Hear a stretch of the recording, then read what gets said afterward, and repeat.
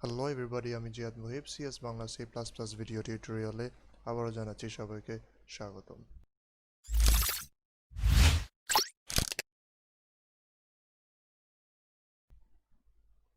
আজকের টিউটোরিয়ালে আমরা যেটা দেখব সেটা হচ্ছে লুপ।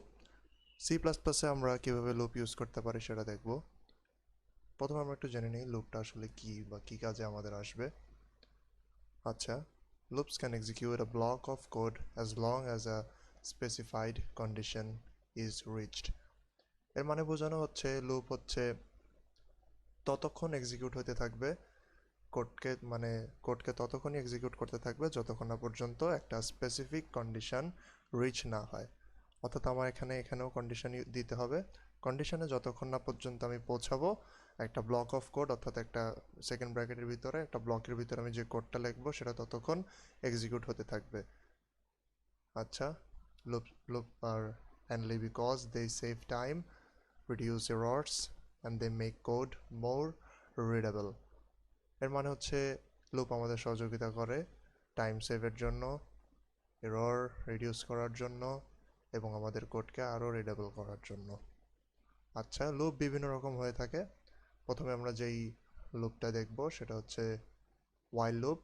ওয়াইল লুপের সিনট্যাক্সটা এরকম হয় যে ওয়াইল, তারপরে আমার ফার্স্ট ব্র্যাকেটের ভিতরে কন্ডিশন দিতে হবে এবং সেকেন্ড ব্র্যাকেটের আন্ডারে ব্লক অফ কোড লিখতে হবে যেটা আমি এক্সিকিউট করার জন্য কাজ করি। আচ্ছা, আমি এখন একটু কোডে যেয়ে আপনাদেরকে এই সিনট্যাক্সটা একটু দেখাই। আমি অলরেডি এখানে আমাদের যেই C++-এর বেসিক সিনট্যাক্সটা সেটা লিখে রেখেছিলাম, মেইন ফাইল বানিয়ে রেখেছিলাম। এখন আমি লুপের জন্য হচ্ছে একটা ভেরিয়েবল ডিক্লেয়ার করব, int suppose I.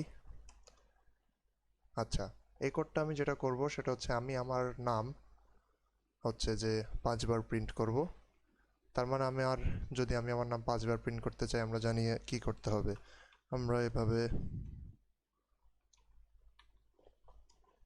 5 bar cout লিখতে পারি।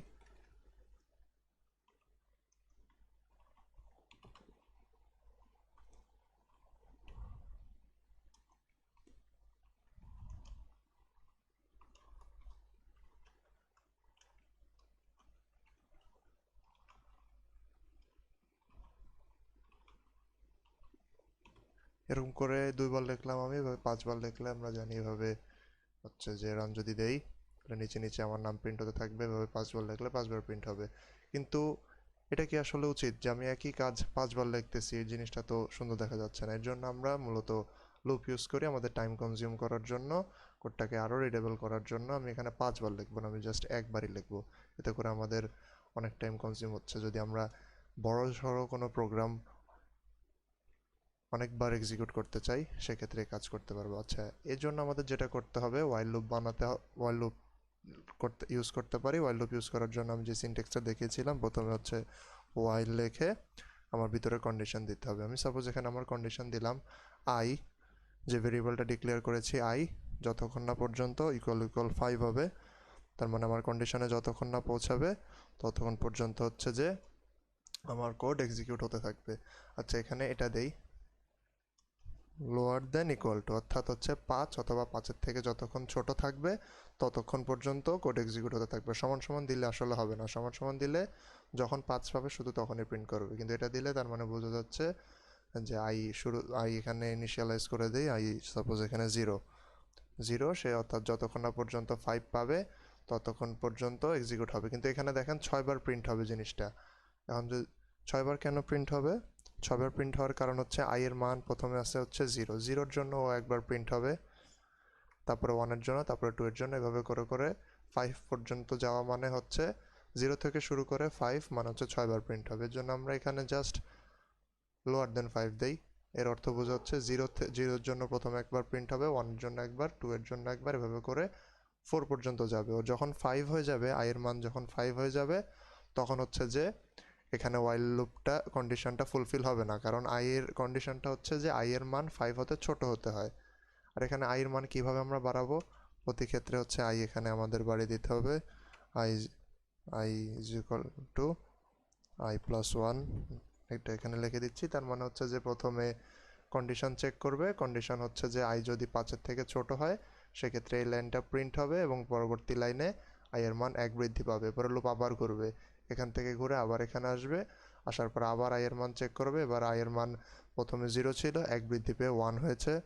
1 হওয়ার কারণে হচ্ছে যে সেটাও 5 এর থেকে ছোট, 5 এর থেকে ছোট হওয়ার কারণে আবার হচ্ছে যে এই লাইনটা এক্সিকিউট হবে এবং এই লাইনটা আবার এক্সিকিউট হবে। এই মুহূর্তে i এর মান ছিল 1 এবং আরও 1 বেড়ে গিয়ে i এর মান হয়ে যাবে তখন 2।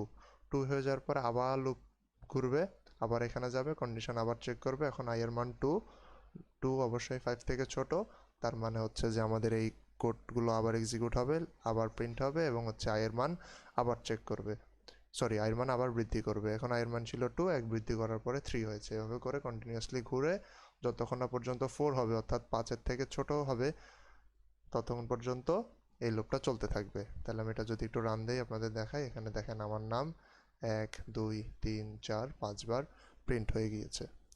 আচ্ছা, এখন আমরা আরেকটি লুপ দেখি। এখানে হচ্ছে ডু ওয়াইল লুপ।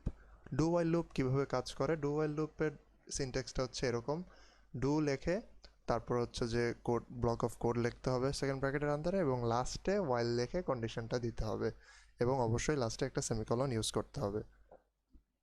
কোডের ক্ষেত্রে যদি আমি দেখি, আমরা ওয়াইল লুপ দেখা শেষ। ওয়াইল লুপটা এখানে আমি কমেন্ট আউট করে দিচ্ছি।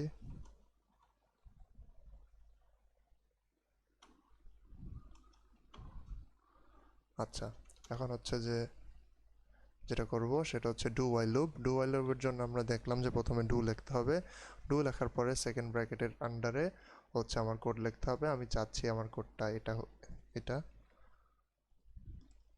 দিলাম, এবং হচ্ছে লাস্টে কন্ডিশন দিব। লাস্টে কন্ডিশন দিলে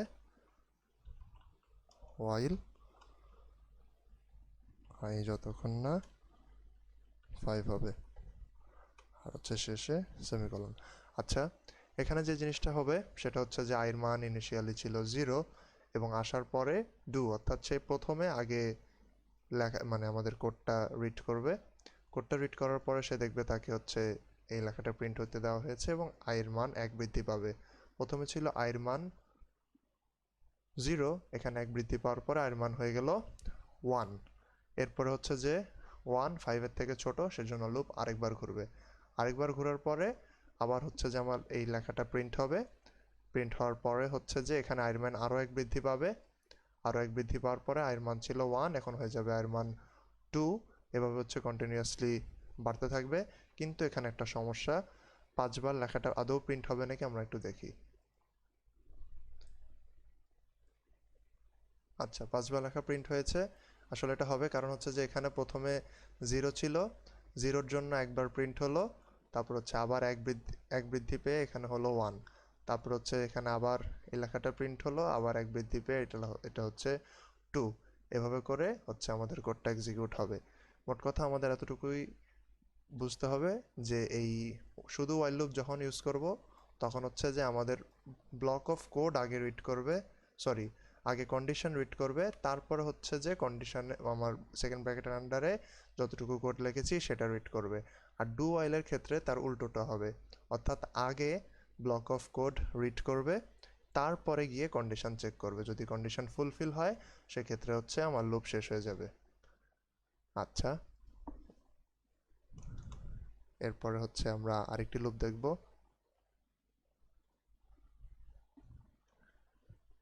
এবার হচ্ছে ফর লুপ দেখব। ফর লুপের সিনট্যাক্সটা হচ্ছে এরকম: ফর এর আন্ডারে সেমিকলন, সেমিকলন দিয়ে 3টা স্টেটমেন্ট লিখতে হবে। এরপর হচ্ছে যে আমাদের ব্লক অফ কোড সেকেন্ড ব্র্যাকেটের আন্ডারে লিখতে হবে। এখন আচ্ছা, 3টা স্টেটমেন্ট যে বললাম, এই 3টা স্টেটমেন্টে আমরা কি লিখব? প্রথমত statement 1 is executed before the execution of the code, অর্থাৎ হচ্ছে কোড এক্সিকিউশন হওয়ার পূর্বে হচ্ছে যে আমাদের যে জিনিসটা আমাদের স্টেটমেন্ট 1 হচ্ছে যে রিড করবে, জাস্ট ওয়ান টাইম, একবারই রিড করবে।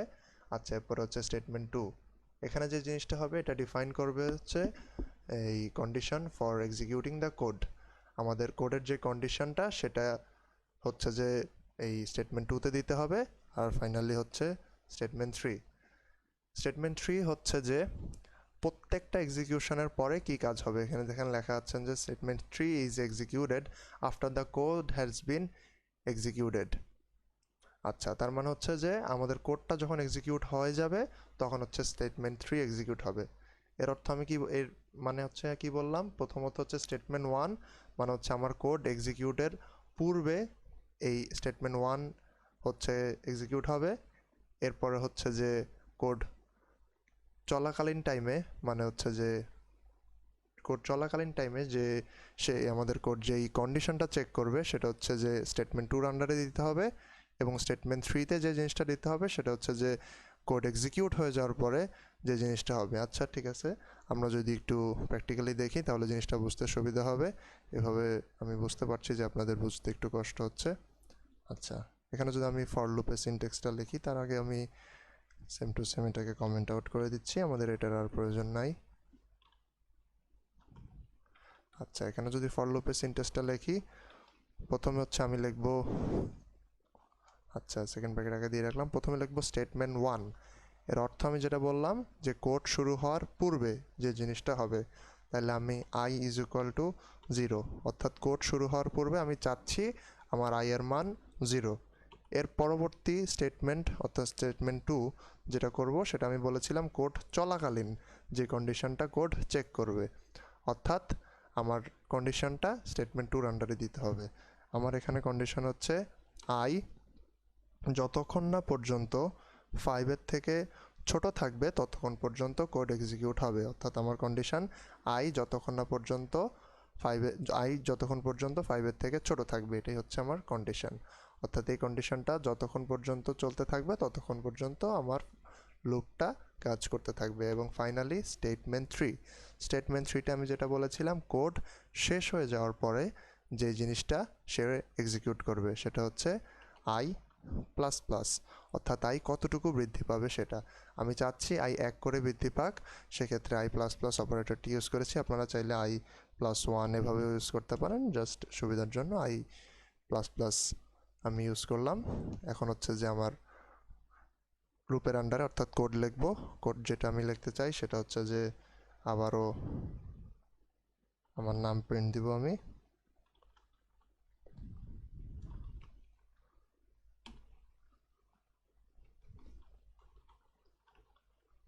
আচ্ছা, এক্ষেত্রে যে জিনিসটা হবে তাহলে হচ্ছে যে প্রথমে ফর লুপে ঢোকার টাইমে প্রথমে সে দেখলো i এর মান 0, এটা হচ্ছে প্রথমে রিড করবে।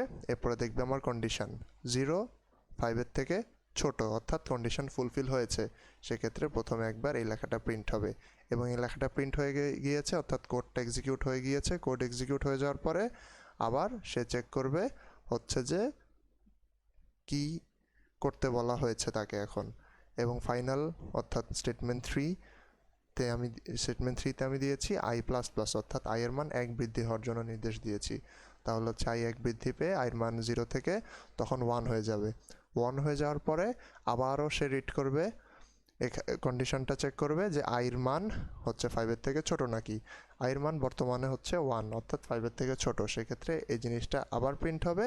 আবার প্রিন্ট হয়ে যাওয়ার পরে আবারও হচ্ছে যে এই লাস্ট স্টেটমেন্টটা আবার সে চেক করবে, স্টেটমেন্ট 3তে আবারও 1 বৃদ্ধি করতে বলা হয়েছে, সেক্ষেত্রে 1 থেকে 1 বৃদ্ধি পেয়ে i এর মান হয়ে যাবে 2 হয়ে যাওয়ার পরে আবারও কন্ডিশন চেক করবে, কন্ডিশন চেক করে সে দেখলো 2 5-এর তুলনায় ছোট, অর্থাৎ তাকে আবারও এই লেখাটা প্রিন্ট করতে হবে, অর্থাৎ কন্ডিশন এখনও কন্টিনিউ হবে।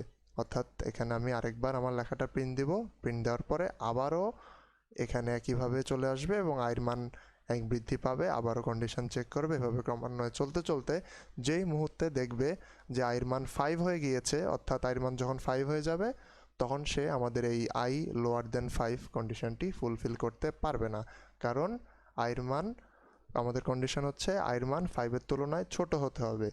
কিন্তু যে মোমেন্টেই i ইকুয়াল টু 5 হয়ে যাবে তার মানে এইটা আমাদের কন্ডিশনটা নট ট্রু হয়ে গেলে আমাদের এইখানে লুপের থেকে বের হয়ে যাবে।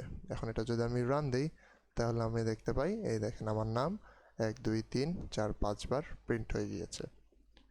এভাবেই মূলত হচ্ছে যে কন্ডিশন ইউজ করে হচ্ছে যে লুপ তৈরি করতে হয়। এভাবেই আমরা while loop do while loop এবং ফর লুপ আমাদের প্রয়োজন অনুযায়ী হচ্ছে যে ইউজ করতে পারবো। পরবর্তী ভিডিওতে এই লুপ নিয়েই আরও আলোচনা হবে, এতে করে আপনাদের লুপ বিষয়টি আরও ক্লিয়ার হবে। Thank you very much CS বাংলার সাথে থাকার জন্য। আশা করি দেখা হবে পরের ভিডিওতে। ধন্যবাদ।